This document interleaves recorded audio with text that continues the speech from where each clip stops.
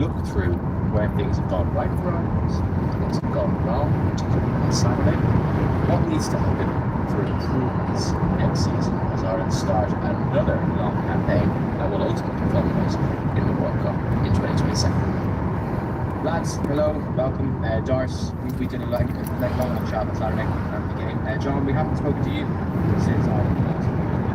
48 hours later, our nation's thoughts on generally speaking. I'm just getting the news from Kiwis. Just heading from Ballycoolin back to Drogheda. Gonna head past the airport, I suppose, rather than the normal route. Nice day, showing 20.5 degrees in the car. You read your Instagram message. Doesn't feel that hot though. It's comfortable. 46-year-old crisis father. What's the reason? It doesn't breathe. I don't have Instagram. What does that make me? You're sure to get carrier pigeons. I'm just going back, yeah. I look out every morning and let the pigeons go. I thought you were going to say what's Instagram, but why are you getting abusive messages? I wrote about the Luke Jacobson incident amongst other things for Piece of the Irish Times. So the New Zealand Herald picked it up and clipped it down to a couple of comments that I made, and obviously that's reasonably widely read in New Zealand. So the love bombing has started being emailed through our system in the Irish Times, and we're all outraged.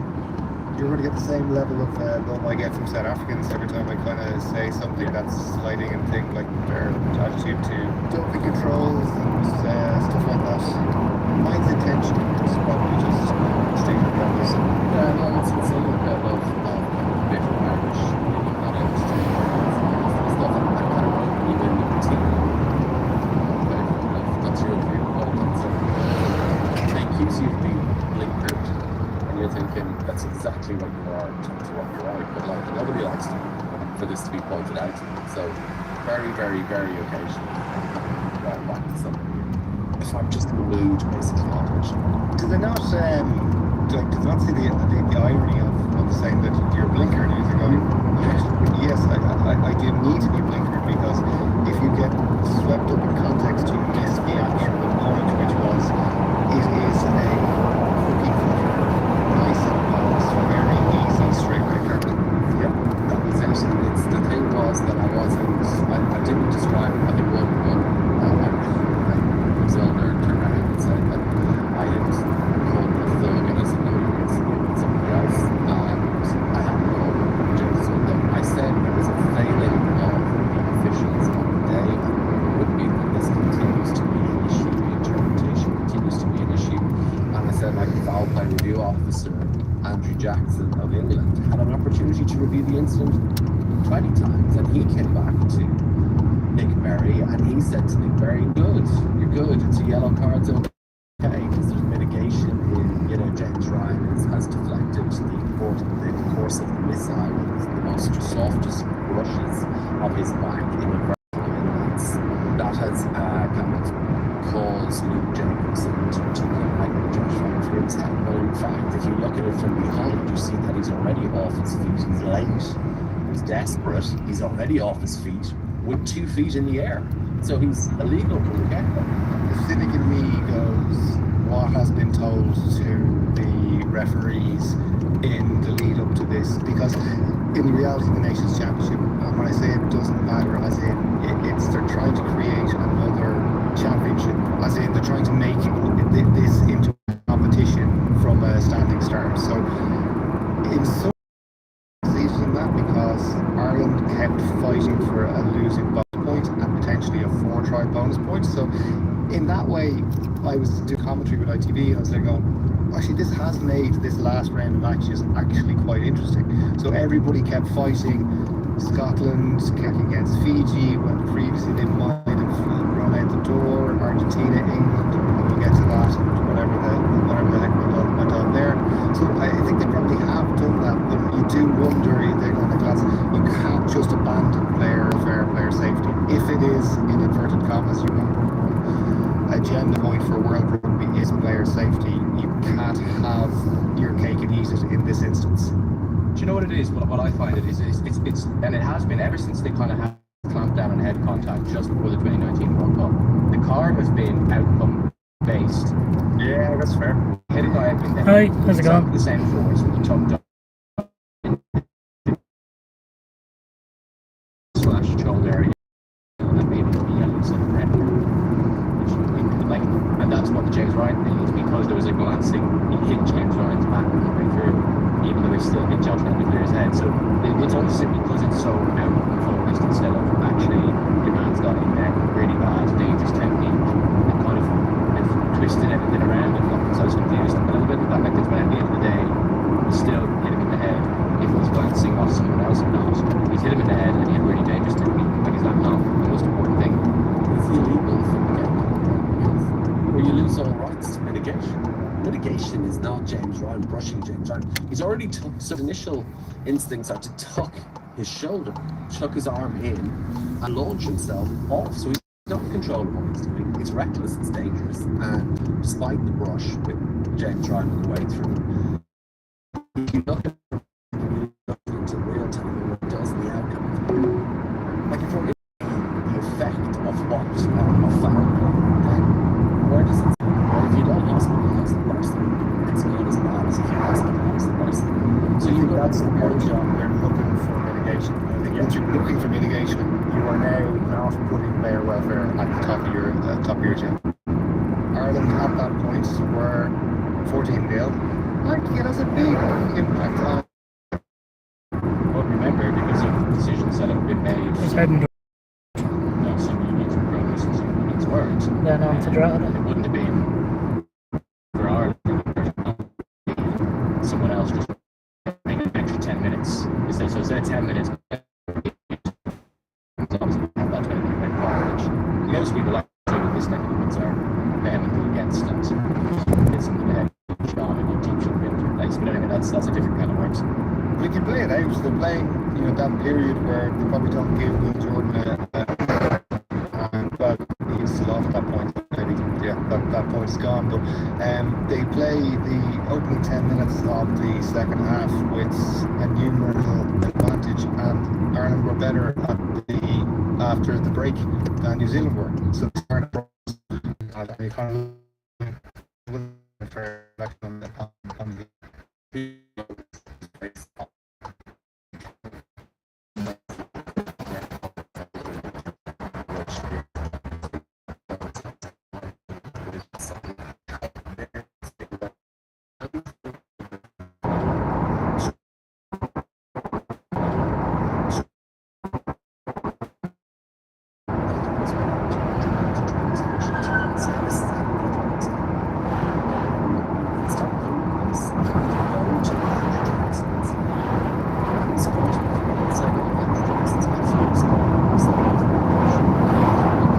Jeez, the road's good today. Jeez, the road's good today.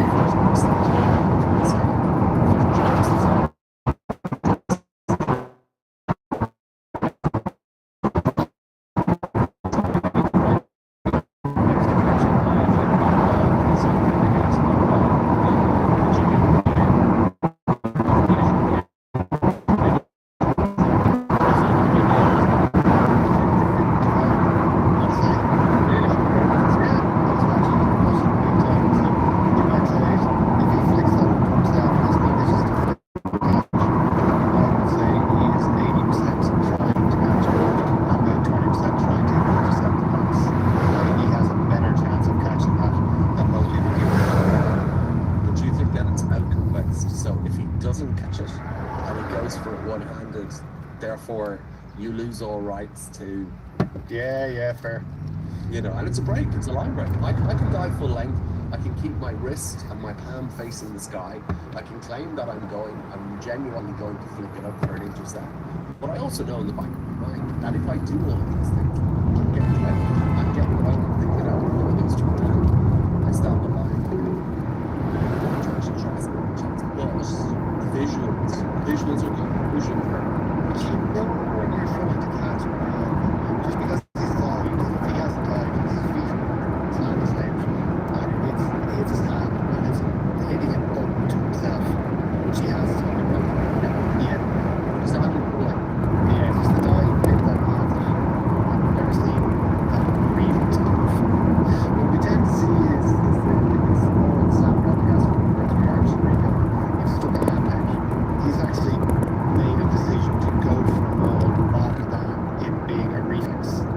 think to me that's when it kind of falls more into the probably a penalty or something. Oh, well, the consistency is the point because the deliberate knock on is like it's almost not out basically because it's only trying to catch it. You know, if he was there for an ego, so therefore it doesn't matter that he didn't catch it. Whereas 9 times when he's out, it's like, oh, okay, he didn't actually he is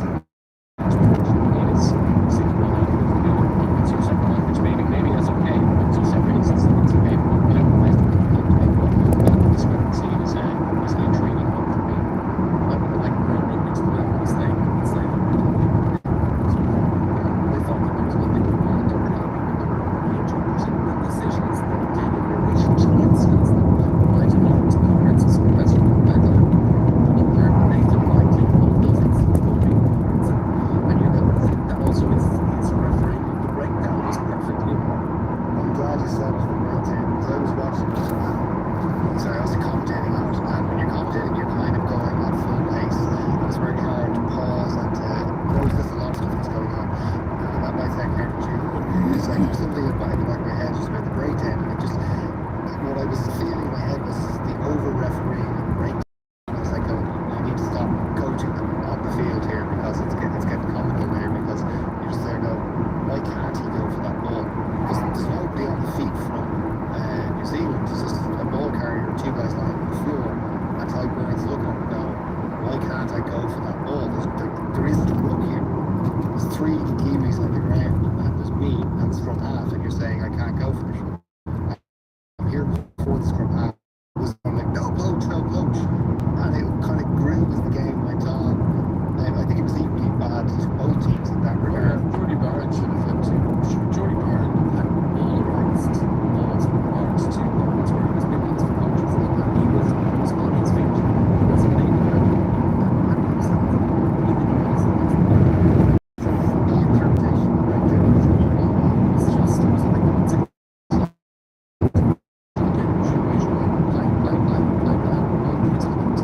to get the benefit if you like out of the breakdown and then teams that go off intelligent way they do it when you just automatically when you take that out into the game because all of a sudden you get your hands off the ball you're looking at the gun it's every right to go for the ball with your hands so that interpretation in itself I would like to see them in that so right, no problem. Happy with the way that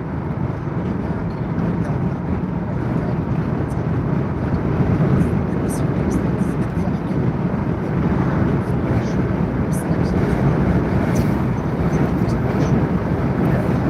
Windy.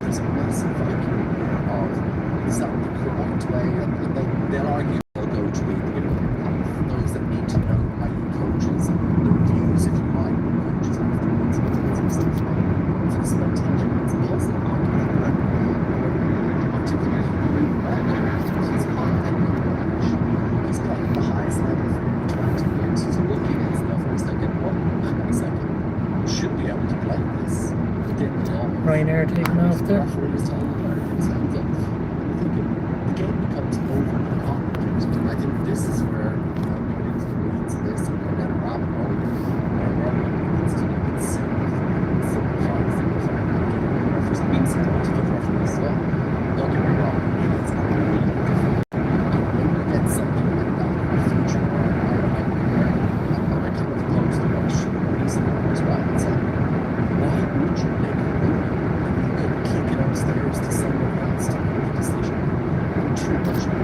days is that is someone else making the decision. It's not efficient. You can see it in referees. They're waiting for the communication to rule to say, well, that's where we're 2 phases ago, we're going to go back for this instead of refereeing with their eyes in what's happening. Nick Berry says again that he's happy with Quinn Tapia. He's happy with as Gordon outlined there, the kind of one-handed intercept, and he thought it was a legit attempt. And Then the TMO comes in and goes, well, you want to have a look at this again if I were you? They put it up on the screen. And then you're thinking to yourself, well, Nick, what were you looking at in the first place that you thought, because you had an unobstructed view, you thought this was good? So it was a bit like the other thing, I don't know, and we'll get onto it in a second, but the Angus Gardner interaction with Brett Cronin, the TMO, at the end of the Argentina-England game should be just replayed over and over again. The TMO trying to convince the referee that it's not a draw, and the referee saying all the pictures I see suggest to me that it is a draw. Well, got me like that.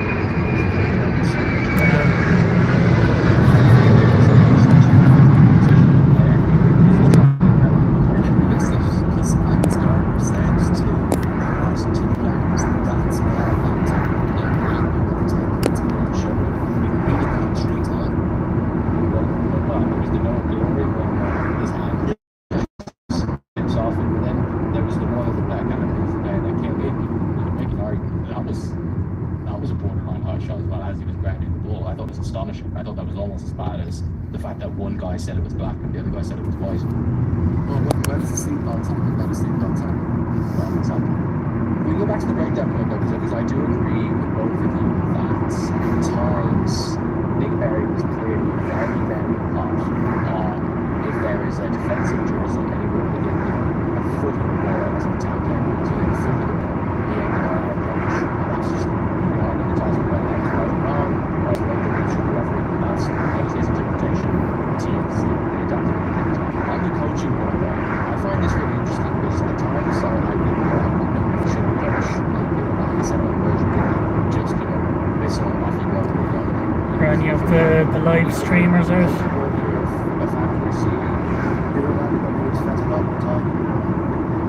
If we were as minor, Not on this side. You said that.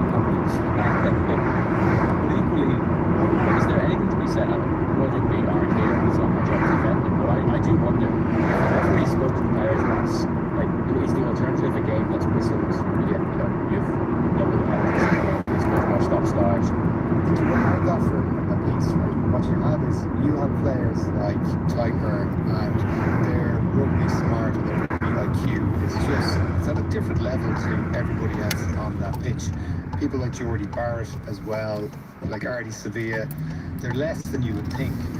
And I think it's where we've ended up in that we're all trying to create certainty in a very dynamic game, which just kind of almost exceeds their responsibility to the ball keep moving until the ref says stop. And that's the kind of line in the sand, which is just wildly stupid. So like when you were Jordy Barrett, as John said, had two coaches that absolutely were into when he's sitting there, like the view of that two penalties, like turn out penalties, the coach yeah, you're absolutely right. Don't stop wrongly as opposed to being the right person at the right place turning it over. We're not talking about other players in that kind of thing. They tend not to know when to go and when not to go. And that's the problem, and that's probably why we've ended up in this place where refs feel they have to tell players what the rules are rather than players knowing what the rules are. Like comparing a team from this week, so how does it vary? The way they interpret it's a completely different interpretation. At times, so Yeah, we've always had that, Sean. We would always have had referees. You'd have had meetings on this lad whistles this one, this lad whistles this. Joe Drew just had a referee tonight before the front. He was a referee. Like, we used to sit down and go, like, here's a 5-minute view, and you knew what his hot things were. And rolling away, like, whatever it might be, knees on the ground. Just there going, like, you're adding the last 5 minutes. You shift your mental focus, your mental eye, whatever that might be, from Wayne Barnes, from to Joe, whoever it might be. You just shift your thing and you take that responsibility. That's what I mean. Like, you take the responsibility as a player to go, this is what the referee likes, this is what he doesn't like. Don't do it. Or do it. That's fine, and you've defended perfectly. Do we go left or do we go right? Did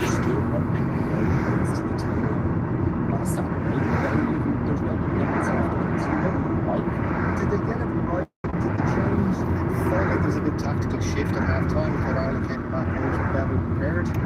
And the depth with New Zealand's a little bit better, 25 phases, getting turnover. So I do think that maybe the problem I have with that is why does it have to get to half time? Why is there such a variance in a game, you know, in the laws of the game? You just think in the way they're interpreted and officiated and all that sort of stuff. And I take your point. Of course it varies from referee to referee, and there are peccadillos and everybody does their homework and says this guy's hot in this and this. So yeah, you do all that research. But why is part of a coaching week for players and coaches about the person that's going to the same laws for contestants? Why does it need to change that? So that's part of it. Again, if you simplify the laws of the game, it makes it easier to referee. Don't get me wrong, in this season, flagging referees, it's a really tough game to referee. And I do think We're making it tougher. yeah, I think it's being made tougher, and also that you have to change. There has to be an emphasis on refereeing, just supporting the referees in one place, encouraging them to take back control of the game, not have it as a commission decision at the start. That is another thing as well, that Ireland are starting to get, I think, massively Ireland on the wrong side of the journey. So again, if you listen on the referees, Mike, Ryan,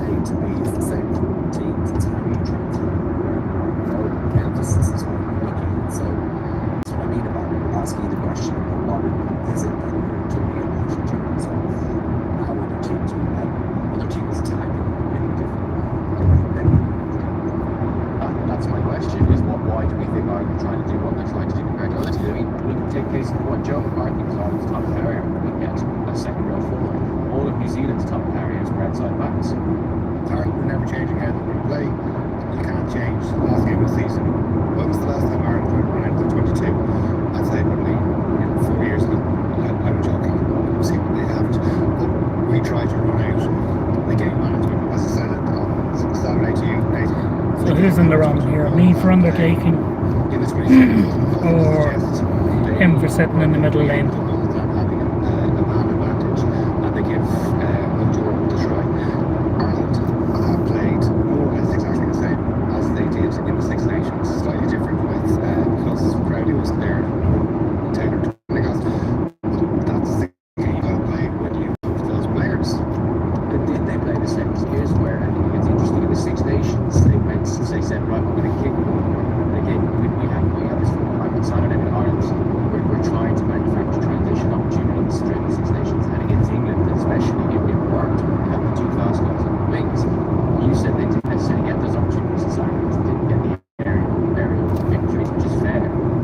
Back the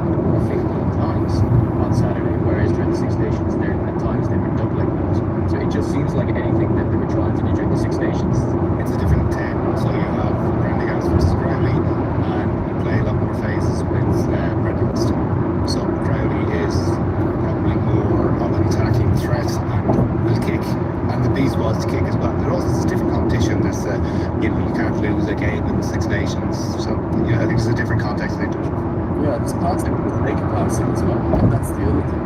You're passing to an end. What is the end? How many times did you see Ireland was tipping the pass goal? It was just giving it to somebody else to run into heavy traffic. And there's an element of you have to do that anyway, to try and engineer the space that you're looking for. I did channel with my inner tunnel slowness. Joe McCarthy with a bit of footwork at the line was devastating. Stu McCluskey a couple of times footwork.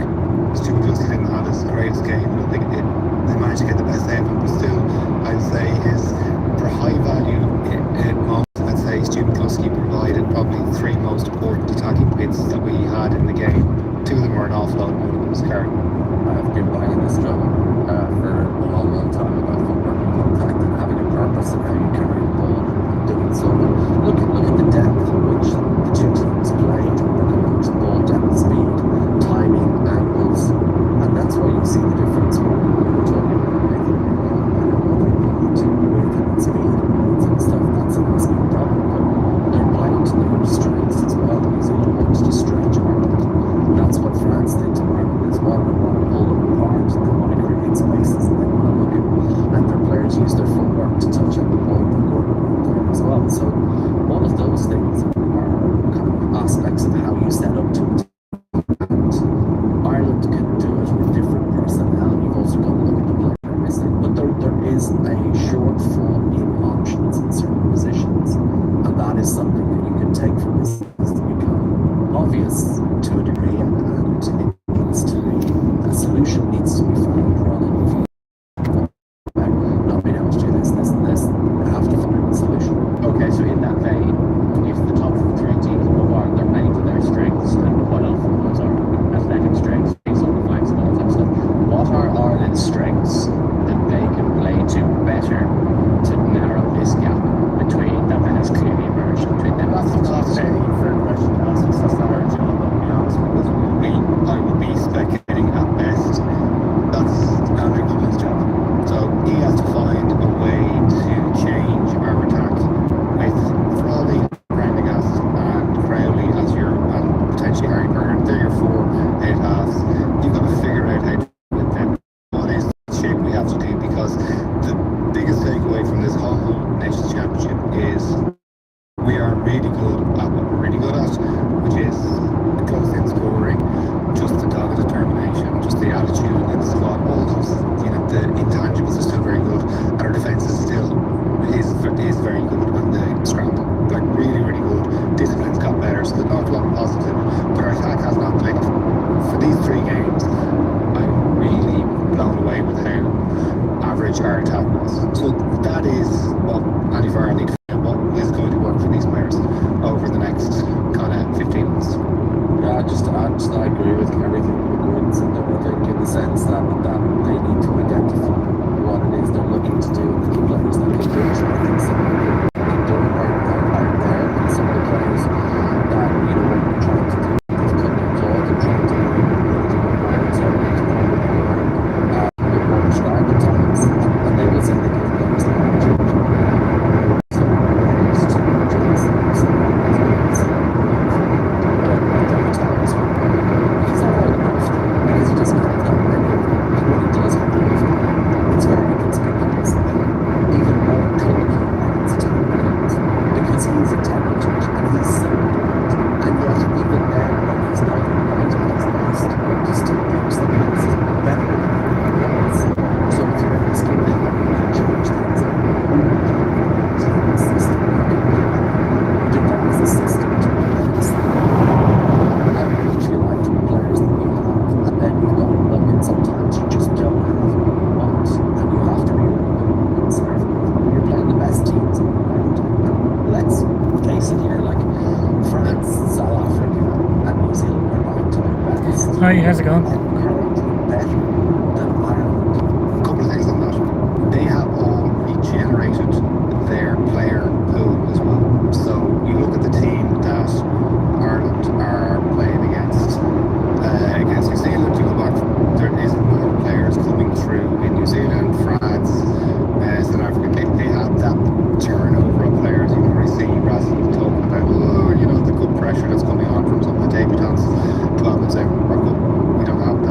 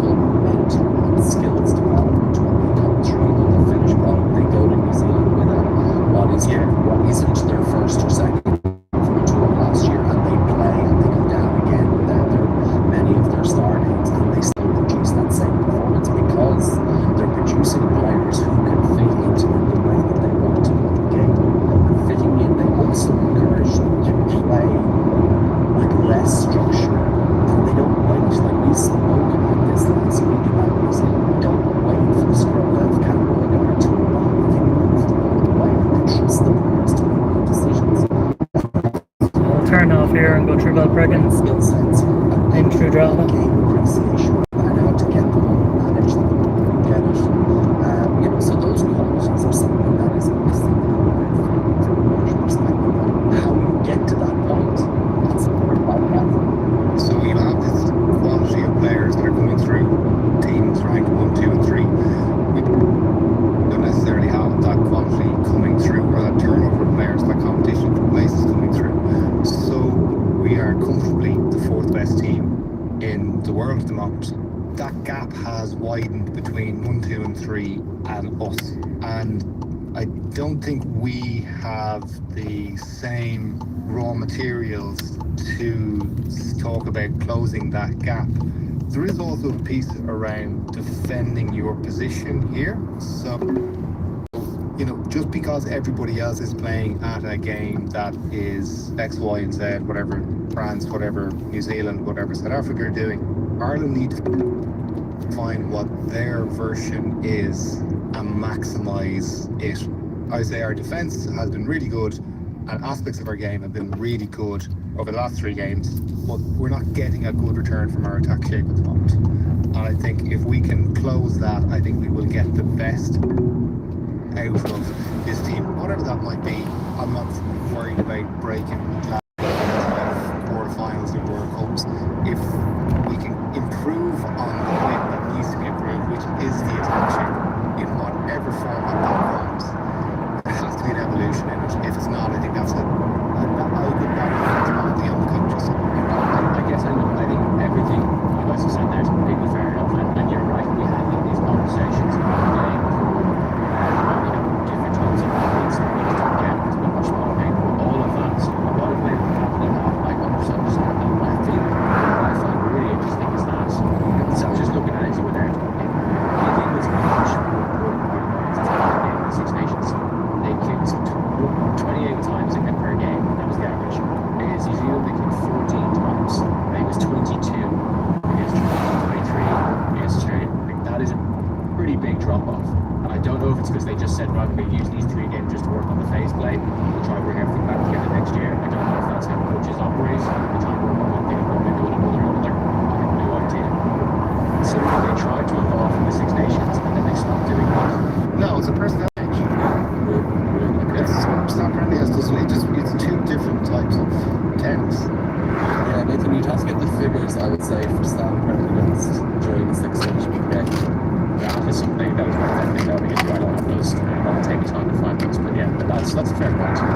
Which is interesting because you think if there's an Jack Browning as a running threat, would he kick less or is he just just Prendergast has a very good kick for all his flaws? To be fair to Andrew Goodwin, like, you have to look at the players that we last 2 years and the way that the team is set up.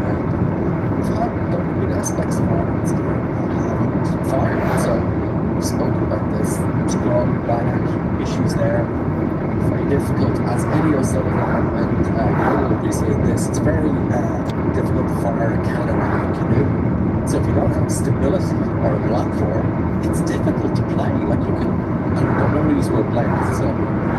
You can look at aspects that are not working as well. You can also point to the fact that Ireland run over teams once they get into their 22. So they open it up and say, how can I best get into the opposition 22? Look here for A&D Autobody in here. Got work done with them a few times. They're very good. They're in this area and need any sort of work done. I think they do mechanical and like body work. That'll work, giving them a shout. Opportunities lost because there isn't a single appreciation that hands and walk try in at times, and Ireland might get a little bit more from that occasionally with a better call sometimes. But Ireland are good in the 22, so then you look at what are the issues then? It's getting it down to the 22, and then you can play all the possession football you like in that because that's what they do extremely well. But when you don't have the top end pace on the edges, and then you look at how you're looking to create things, how you're looking to create breaks or line breaks, all that sort of stuff, the speed of the ball, everything is interconnected in the team. So it's not just the attack. The attack is the pointy end of something that you're looking at and going, well, okay, we'd better if we could do this, this, this. There are personnel issues there as well, where players aren't quite at the peak of their game. And then there's the gameplay aspect of things. There's the constant chopping and changing. Sorry, there's the injury profile as well. Like, there's something that struck me there. I was just thinking about it. Like, you look at the loose heads that are missing. But you also look at Ryan Baird, and you look at other players in the back line that are also missing, or players who are injured that might have added different value. But it also focuses on where are the weaknesses, where are the players, what are the positions in which it would be better to have depth, more depth if you like, or more quality. And I think that's where the focus is as well. So is this an uncomfortable truth that actually we're actually getting a good return from what we have at the moment? There is a practical nature of, okay, how you look at it. I think you're right, Dars. I think for Ireland to be the fourth best team in the world at anything, Are we fourth in the rankings, I think? you're dead right. France are actually ranked fourth and Ireland are There you third. go. Nobody's saying Ireland are better than France right now. I think you're right, Dars. That is absolutely true. But when you have a team that has been to the top of the tree, people always want to be there, right? So, Yeah, but I wonder, which and this is kind of going back to what I wrote last week, and kind of said, are we guilty of wanting something like this? Because we look at, say, the open 20 minutes with New Zealand, and my goodness, we were bailing water. And they didn't go after Sam Prendergast, they didn't go after our line out. They just went, we're the fucking All Blacks. We're going to pull these lads side to side to side. And we looked like we were on the rack, didn't we? Like that open 20 minutes, they were just pulling us to pace. Like, look at how many times Will Jordan, Mackenzie, Morby touched the ball versus the only time, I said this to you on Saturday, the only time that Ballycoolin got the ball was a clearing kick in the first half. You could see they were going, this is the game, this is where we want to play. They're not playing empty phases. They had really good emphasis on quality catch pass, and their spatial awareness and their linking was excellent with the back, with their strike runners and their pace runners.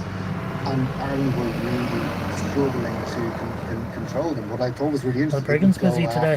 Everybody thought, oh, they'll find Prendergast, they'll find, make them tackle. They actually weren't arsed.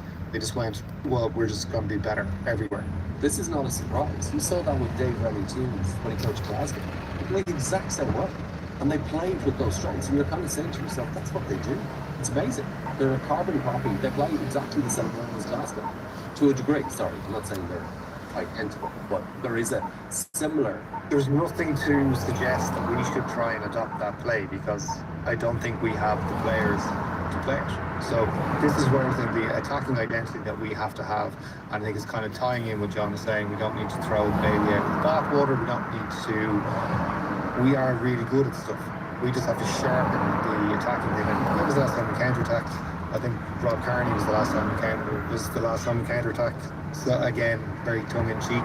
It's not a thing we're very proficient at, we're very good at. But that transition play happens.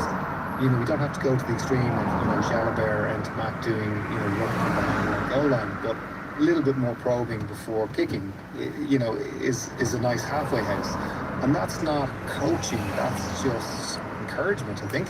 Yeah, and I think I was going to extend this slightly. I'd ask you both the same question. Look at the Irish players who can beat a player one-on-one with football. Who can do a little bit of heavy lifting to get the team in space that they need out wide, or can make a line break, or that will cause consternation to the opposition? Stockdale, Tommy O'Brien, Zachary Ward, Ballycoolin, Dan Sheehan. And how many of those are starters? Dan Sheehan. Joe McCarthy's got very good footwork for his size. Yeah, well, look, yeah. Jack Homer, good footwork. Nick Timoney, I gotta say, I think, and this is not to completely digress, I think we are getting strength and depth in some positions. I think going into with Timoney and Van der Fleer into the World Cup next year is great. It's awesome having two players of that quality 12 months out. I was really impressed with Timoney and Josh every time. He's more asked than he delivers, and they keep pushing each other. It's those two, you'd love to just have them on the field. Yeah, no, I agree. I think that in some positions it's great, but the point I'm making is that when you look at football and one-on-one, and it's great that those players, and you both singled out players who are very good at it, but you need more of that. The more you have of that in the team, the better the handling. The other thing we didn't touch on really, and you may have touched on Saturday, was the passing, like basic passing, and it's something that Gordon has written about. It's the difference between getting an opportunity to make a break if the pass is delivered to the right place and the timing is perfect. So that aspect of the game. I said in commentary probably 4 or 5 things how crisp the catch pass for New Zealand was. I suspect that is catch pass and crisper skills would be towards the top of your answers there. But in terms of other things, to try and we've delved into a lot of things there, but to try and tie it all together, next season from Ireland or Irish teams provincially, what would you like to see improve? What change? Clearly, slicker skill sets being one. Quicker, faster, stronger. Would we all like to be that? Daft Punk. Or Citius, Altius, Fortius, if you want to be. You have no idea that cultural reference now. Is there a position that we need more depth in? 13 straight jumps out straight away. That's something. 9. Right across the back line, you need options everywhere. The more you have, the better you have, the bigger, the stronger, the faster, right? That's what you're looking for, the style of rugby that's being played. You know, you look at Ulster and you think, yeah, I'd pay money to watch that. It's a big season for Leinster with Leo going at the end of the season. So what do they bring through? Because everybody talks about the academy, but you've got to start seeing some of the How will you drive? in situ. You can't just bubble wrap them and go. I'd like to see Josh Kenny get I've been impressed with him every time he's played. He just doesn't seem to get any big matches. Yeah, I think there are aspects of his game. Like that's the whole thing. Is you're never Lots of people that just aren't able to drive. Loads around there. It's a bit of a catch-22 situation. You want them to come up against two teams to play. You want to see. I want to see Brian Gleeson play. You know, at number 8 because I think he's got a lot of qualities. And you know, there are young players that you can identify in each of the 4 provinces and say, see you play. See them get an opportunity. I think Stuart Lancaster will do that in Connacht, but I think again there's some very bright prospects, particularly backs in Connacht as well as obviously Sam Miller and Billy Bowen got to the forefront of this tour. Backs and Sean Yates obviously is a forward. Cian Prendergast is there, so they're assembling some very good young players, good players full stop, good young youth profile I should say as well. They've got some very good backs. There's a couple of positions that are sticking points in Irish rugby. You boys have outlined them already. That needs to improve. You need to discover more, but and you'd like to see more of a challenge. The other thing is that you can't keep, if you go to the same well and you don't like the taste of the water, you can't keep going back and say I don't like the taste from the well. You know, you have to find a new source. So if you don't have players to play the game that you want to play, go find some more. Find the players that can play. That applies to the provinces and it will apply to Ireland. So if you're moving between players all the time and nobody takes the jersey, then you've probably got to broaden your net and look at it and say, well, okay, where are we going? We need somebody else. Like the definition of insanity is doing the same thing over and over again and expecting a different outcome. That's it for today. My thanks, as always, to John and Gordon, not just today, but throughout this lengthy rugby season. Rollovers in bed, a million soccer to swimming to play.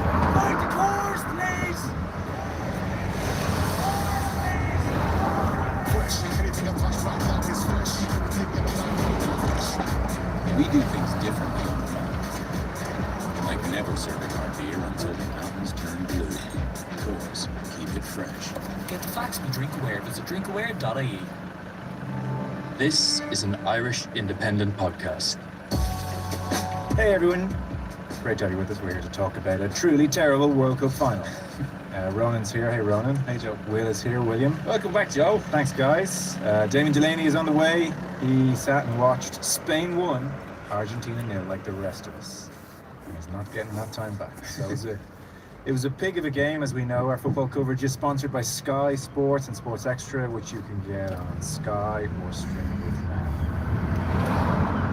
You know, it was always going to be a bad game. Styles make fights. Styles make fights. I mean, Was it always going to be an absolute turd of a game? I don't remember that being flagged. I wouldn't have sat down and watched it if I don't know how bad it was going to be. I don't remember anything. Yeah, but I was disappointed in myself because the second as I was sitting there to watch it, I knew that the thought, I was like, this can't be a terrible game. And it played out exactly as we thought it would, you know? Spain dominate Argentina, dark art, sit back. I didn't think Argentina would have literally no shots. Like literally no shots. It wasn't just, oh, they didn't have any chances, they literally had no shots. Okay, a touch worse than expected. Maybe. The last 10-15 minutes, you thought maybe Argentina would stir. They did not. Like if you're running this through some sort of computer program, what happened in terms of Spain's dominance was the likely outcome of just going to what Argentina. There are elements, attachments within that you just might have more of an impact, and they just simply didn't. As a thought process, imagine if it had finished 0-0 and Argentina had won the penalties and everything else is the same. Imagine like the global reaction to this. Like it would have been hilarious. It is the worst possible outcome in terms of positioning this final in the annals. It was just a hugely one-sided game without many flashpoints or action that Spain ultimately eked out a win, and will, it won't be remembered. Even the players on the pitch didn't seem overly enamored with the manner of the win, or just the vibes around it, and Argentina being so ungracious in defeat. But Spain didn't even look bowled over, so how are we supposed to expect it to be? Very terrified for their lives. They were under attack. It's a female atmosphere because They're looking over their shoulder. So they were looking at their crossing looking near the end of the name. It's funny the way yesterday played that, because we decidedly decisively planned on the afternoon on Friday. That was like a World Cup recap. There was, a page one rewrite was on the cards late last night, but I was texting people earlier, and I was like, geez, hopefully the World Cup final is better than the hurling final. It can't be any worse. And then I was like, actually, disappointing day. We probably got the worst World Cup final of our lifetimes and the worst hurling final of our Yeah. lifetimes on the same day. Yeah. Thankfully, I got to watch Ryan Fox in between there winning. But that was a hell of a way to win. Yeah, that was a great open at least. We'll wangle Conor McKenna in the studio here this week. Yeah, it's just disappointing. So Damien on the way, talking about more about the game. Here's a sense of the Argentinian reaction. I mean, he's been emotional all tournament, and Lionel Scaloni just had to prematurely end his press conference. He was just too emotional to continue. Volver a resetearse, volver a formar un grupo como este, que difícilmente se vuelva a formar. Y me duele el alma. Lo siento.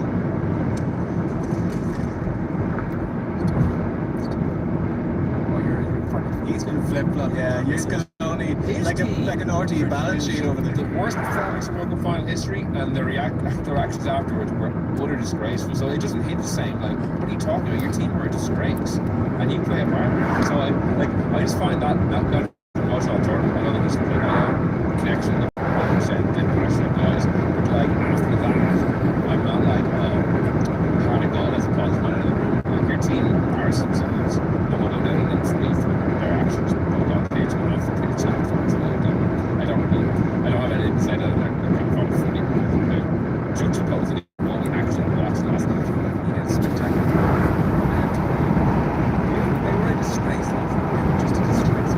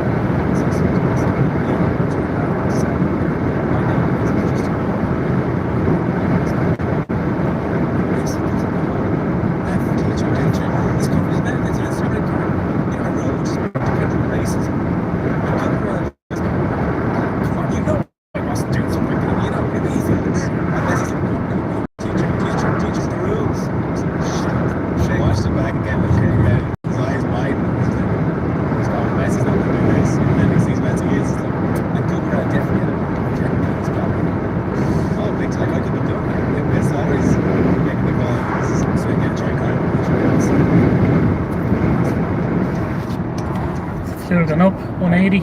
flipped and see where it takes you. You take a moment to say, God, is this the last time I feel like joy of the day? Will and I were chatting about in the office earlier, and we were point with Nico Williams, who proved to be a game breaker, but he got made the head flick back inside, and he was brilliant at the Euros a couple of years ago. And you and I were chatting about it. That Spain, I kind of contended that this is a slightly different twist on the Spain of old, and there's more trust on verticality, like score quicker, and that hasn't been as present in this World Cup. And his little cameo was brilliant again. So if he was fully fit, I do think he brings a totally different dimension, and it's something the opposition have to watch for. The knock-on effect of that, it frees up What I like about him is that he doesn't remind me of a Spencer. He's not this technical master. It's just more traditional football, like taking on players to get me and them flick. That's what So we'll talk to Danny match and see what he made of the occasion. Obviously, has been a talk which anticipated the show. Pre-match, I hadn't given much thought to it, but obviously pre-match was It was in Julian's time. the whole thing was kind of as grubby as you might. You know, the $1 million seats allegedly. It seems it struck me like the sun. No shade, no air torturing. I wouldn't have said that. Let alone, I mean, so you know, the World Cup has brought out a Louis Vuitton case.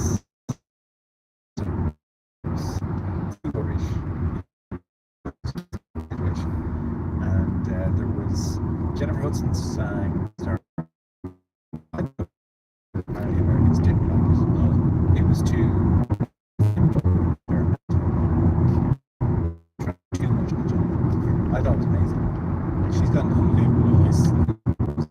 Followed by less good Robbie Williams wearing Nicole Scherzinger was tough work, and Laura Pausini singing the FIFA song, and it was so noticeable that when they started bringing in the FIFA flags and singing the FIFA song, that did you notice this? The feed from on the TV completely changed, as in like boobs, and the crowd were not stopping to listen to it. There was a few bars that were just brought the feed of the stadium completely down, so it was as if Robbie Williams was singing. There's no, watch your back. There's no atmosphere of stadium. The whole thing was done. It was like state controlled. Nobody in the stadium.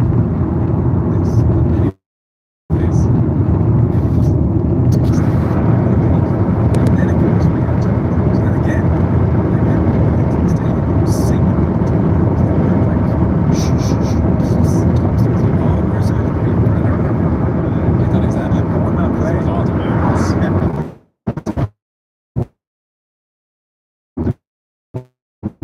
RJS singing.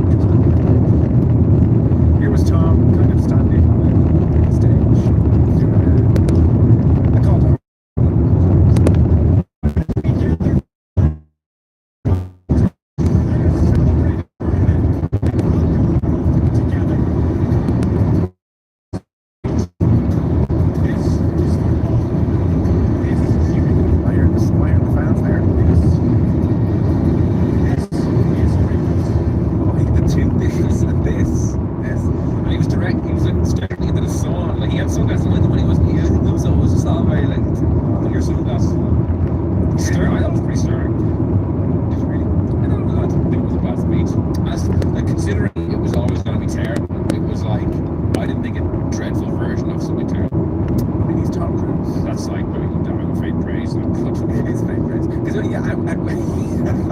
At one point, I was like, this is terrible, right? No, this is terrible.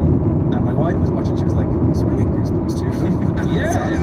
I don't know. Like Top Gun Maverick, I was really like Top Gun Maverick guys. He's addressing his army. Like, did he just about pull it off? Like, he was a bad hand. It was dealt with very bad. If you're ranking, say, like 10 performance across the probably have Shakira one, I'd say maybe Tom Cruise comes in second. It's kind of road slumps down the line. Yeah, okay. Because, yeah, I'm here more than imagine what's happened to David. Kind of strong. Yeah. I wouldn't even take a picture. This is football. Yeah. Yeah, so he did that. So I guess this is the thing with the States. Like, it should be a politician doing that kind Well, it's just like a Now that would give very weird vibes. opening Like remarks. dictatorship or something. You're Maybe. Kim Jong-un. So I guess in America they just go for a celebrity. Michael Buffer was there doing his thing. And Bruce Buffer. Yeah. Double Buffer. And Bruce. So Bruce is his half brother. Yeah. Okay. And Bruce does the UFC. Yeah. And Michael does boxing. So Michael has got like $500 million to his name these days. So trademarking. Let's get ready to roll. $500 million. Oh my goodness. $500 million. Good. And basically, Does Bruce warm. Buffer is famous because Michael Car on 22 degrees. I don't think there's anything distinguishable about Bruce Buffer's delivery. He just really made his name off the fact that his brother was so iconic. That show is 27 minutes, 22 seconds. It's the length of half time of this match. So obviously it started with Madonna or 9. It's more 9. There's a sentence in it. Is that what you call it now? Yeah. Everyone is saying Orlando is Orlando. Is that just one? It's just There was a phase.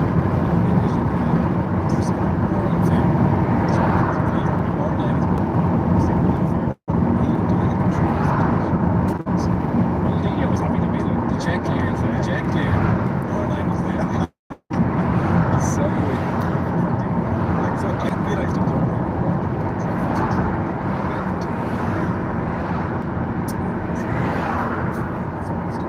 and then we had Glasso. And that was the moment I thought, maybe this is going to be interesting. Maybe looking at Danny Boyle in 2012 and Spray. They might start getting like clever. You know, this might actually just be generic global performance. This might be good. A little quirky. But that was the there and then kind of went to Justin Bieber who sang Oh, you've missed it. You've missed a huge part. who? The Muppets. Oh yeah. Dr. Teeth and the Electric Mayhem. Doing a face-melting rendition of Seven Nation Army. Sorry. FIFA tried to Muppet wash their reputation by bringing out the most lovable band of characters in like global entertainment because they knew no one's going to be like, you know what? Kermit the Frog. It was definitely kid friendly. You'd say that. You'd say that. It was very kid friendly. You know, it was kind of. Sorry to cut across this, just prior to that song was an orchestra version of Seven Nation Army plus Animal from the Muppets with his bandmates doing Seven Nation Army. Which are then it was Just to be not really more. You know. God knows. It's a strange soundtrack. It's a bit just.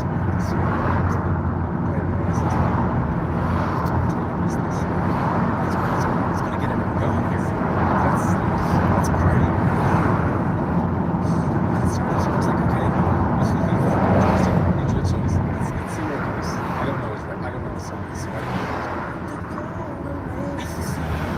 just stay. It's very sad. mournful dirge. It's very sad. He's got some great track more fitting to this occasion. Yeah. And he was quite sad. It was really like.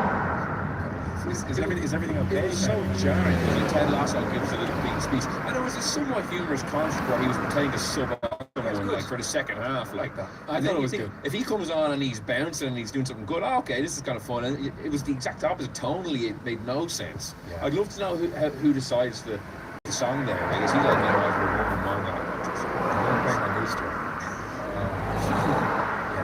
maybe go back to the Muppets. That was a hard turn. I think everyone was just That was the moment where they could have grabbed it, and because they all like look obviously in kind of principal terms. This is not football, but I'm sort of prepared to accept the fact it's a World Cup final. It's in the States. Why don't we all I'm sure yeah, but that's what's up. If you're going to do it, it has to be. The reason people generally like the halftime show is they make a statement. compared to what we saw last night, like Bad Bunny and the Super Bowl and the spiritual bad which were really famous but that last night was like a cheap version, like a kind of a cheap version. Like Madonna and like the pre-record thing, like Madonna's a great career, but she's not like in the moment famous. She's had a great career. She's had a great career. Now, one respects Madonna more than me, but like I don't know, she was the right performer to lead it off with that kind of a tacky, cheap kind of looking thing when they're in the car. Like this is an unlimited budget. The Super Bowl make it very, very cool. Yeah, that's like I think you can give Katy Perry production where she's got the giant Left shark. There you go. It's Chris Martin's brainchild. Chris Martin was there. That was Chris Martin's brainchild. He was there. Was he? Why didn't he perform? That would have been better. Watching Bieber with a mournful. He introduced it, he constructed it. Like, what was the current? And it's just a bunch of people out with your guitar and onto the middle of the beach, just kind of there was no much. Kermit was big. And the Count. There's a Sesame Street Muppets also as well. So that was that. They went back to Chicago.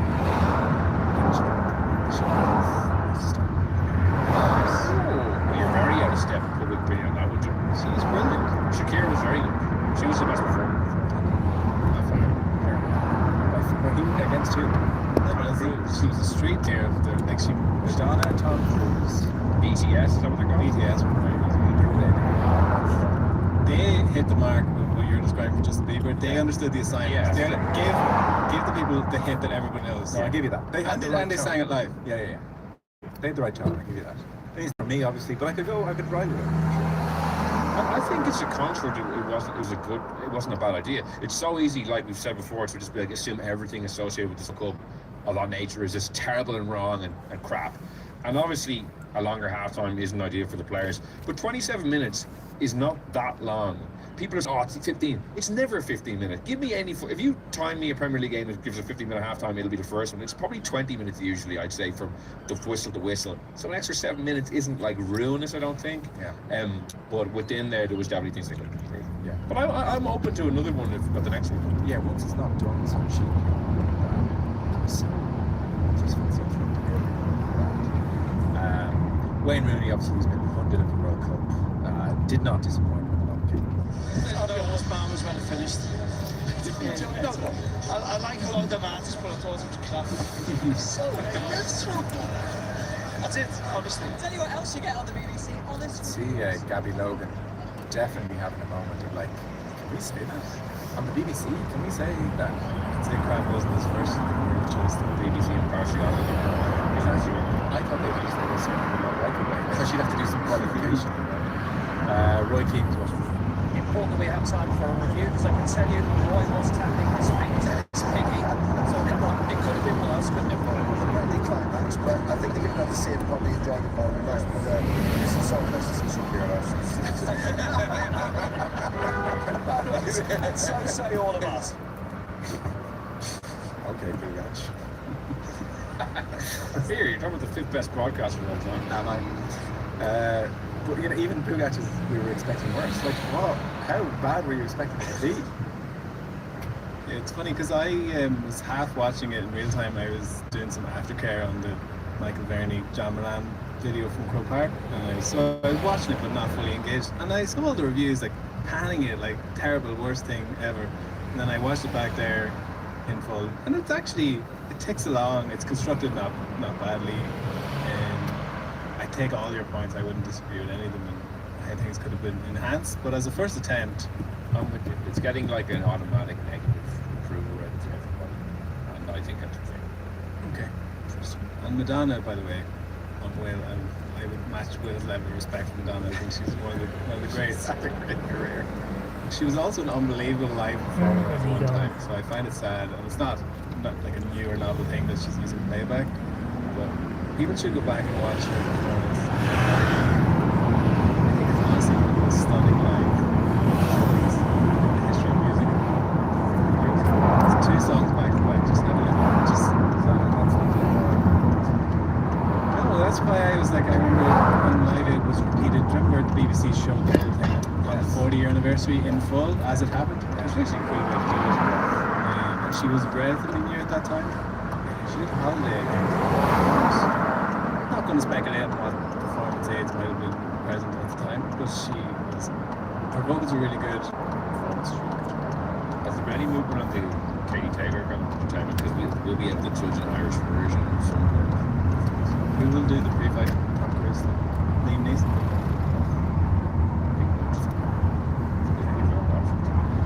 Let's push on. Dame Delaney is patiently waiting to talk about football. Will we be the bits and bobs tomorrow? Or you're looking forward to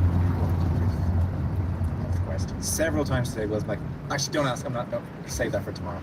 Waiting for all sorts tomorrow. The Director's Cup behind Joe Unplugged. Yeah, right now I'm doing this.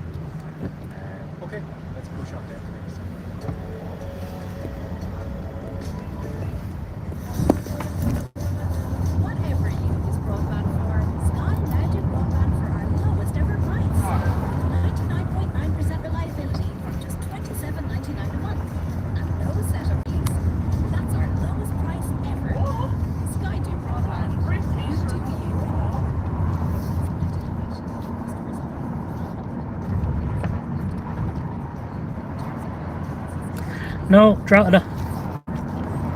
Drogheda County Loud.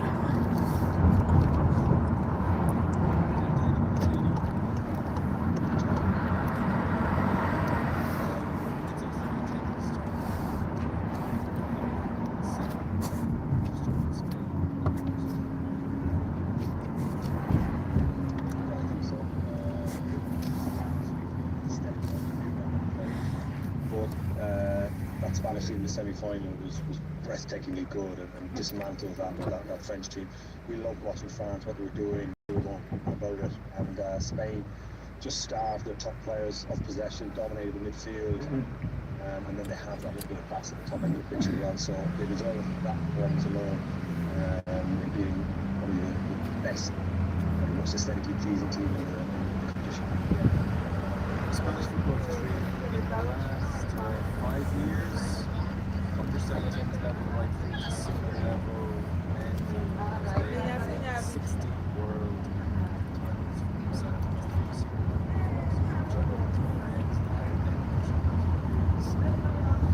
Phenomenal football country. I'm sure you can look at Spanish players and got a sense of technique and the way they see the game. They are just the powerhouse of football really essentially. Yeah, and listen, we've seen the Spanish players technically excellent, good footballers. But the thing that struck me with the Spanish team in this World Cup, maybe the mentality was. You know, I was watching going into that game last night with that Argentina team trying to antagonise them, you know, leaving the foot in, pushing them. There was an incident with Tagliafico and Kamal in the second half of the double. He pushed them, tried to start something. I couldn't believe how calm you all was, just none of their business and walking off. You know, all the benches were trying to empty and the kid just walked off. You know, that just shows the mentality that's in these guys, the management drilled with the football performance and process. That's what we're focusing on. Anything that's outside of it, you know, we're not getting involved in team and team. I think we've been like that when we did the tournament. Almost robotic like, you know, there's a lot of soul with this Spanish team. I think the mentality was absolutely superb. So they were just pretty focused on the job.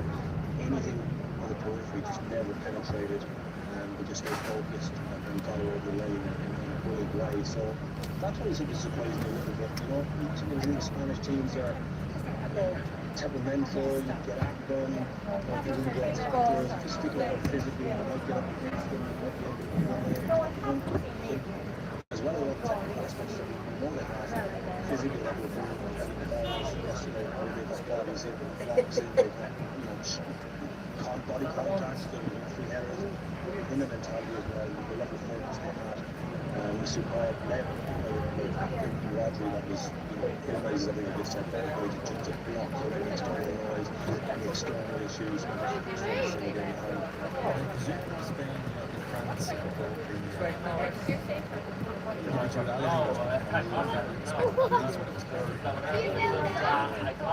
do sort of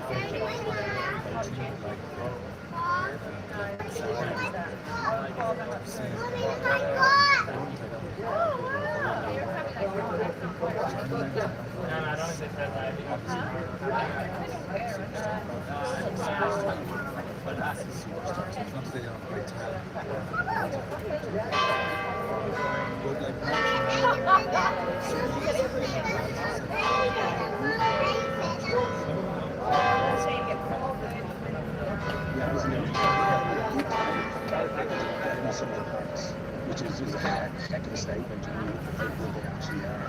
You know, I'm looking forward to playing Man City, really getting their team, playing in a kind of a non-traditional big team in Spain. So people that really super as well. And Joe Powell playing right back, you know, some of the Spurs fans that we're looking at, he was incredible. So the management and the staff and the mindset is just, the team is more important. And then they do have, you know, some star quality in the likes of Lamine and Marvel, you know, like the goal scoring and Rafael, the top of the pitch. But when you look at the Spanish team, as good as all the strength in the midfield, and I think that's what got them over the line in this World Cup. That midfield is as strong, as balanced, and I think Rodri gets only playing absolutely wrong. I think guys like to see him come back into form. Very almost in this tournament. Every time we watched him, he was like a player that I tried to explain. It's almost like the number 6 or number 10 rule. You look at the traditional number 10s, a lot of them with both passes, you got to run beyond, can make corner runs, can really stretch defences. You look at like some Cole Palmer, intricate, take it in the pocket, shift it, do something like that. Palmer was just a ball retention machine in that 10 role. You know, you look at the traditional 10, like I said, Flair or Wayne Power, instead of 6, he had the ball vision, bloody sticks. You know, he really into the middle of the pocket, and opposition 6s who are snatching around him. He always just seems to work it and get out of trouble. Always seems to be able to move the best of him. Some pressure comes from his right hand side. His flash just takes it across and his two-feet drops to the take possession. Yes, he's capable of doing good and the kid pass.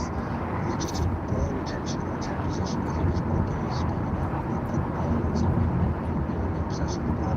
Luckily, I think he's not really taking possession. Because he's not moving forward. The dangers are like the ball, you know, the driving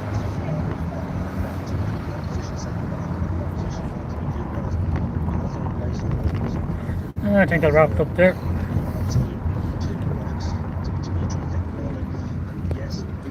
As always, thanks for watching. If you wouldn't mind subscribing, it'd be great.